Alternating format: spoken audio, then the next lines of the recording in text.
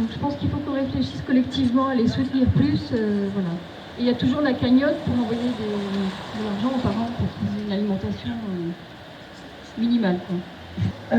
Le 7 janvier, un substitut du procureur avec 5 policiers sont arrivés dans cette librairie féministe de Paris et ont en toute illégalité perquisitionné, ouvert les cartons, tout ça pour chercher un album de coloriage qui a pour titre du Jourdain From the River to the Sea.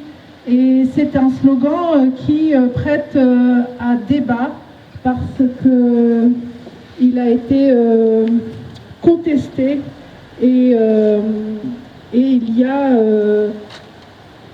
toute une conversation autour de ce slogan.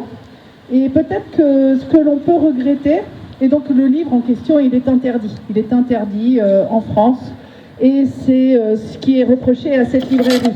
Mais au-delà de ça, ce qui est très grave, c'est que cette démarche policière a été faite en toute illégalité et qu'il n'est même pas, c'est même pas à se poser la question de savoir si ce livre ou pas doit être présent là dans un État démocratique qui fonctionnerait de manière normale.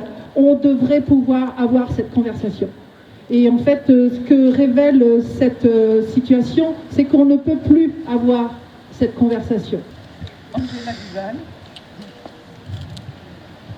traduit par Paul Keinec, écrit en 1969. Bon, la formidable magie de ton nom sème la folie de par le monde. Pour toi, les peuples se prennent à la gorge, se déchirent, courent, fuient, tuent, assassine, se suicide. On a écrit ton nom en lettres d'or sur les drapeaux des nations. On l'a gravé dans le métal et dans la pierre. Le peuple t'élève de grandes statues.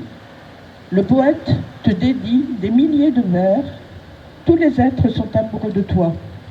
Et pourtant, à personne, tu ne te donnes entière. Personne ne te connaît, car tu n'existes pas. Tu n'es plus qu'une ombre. Tu existes pour nous rendre fous, pour qu'on se prosterne, pour qu'on te prête hommage, espèce de sorcière.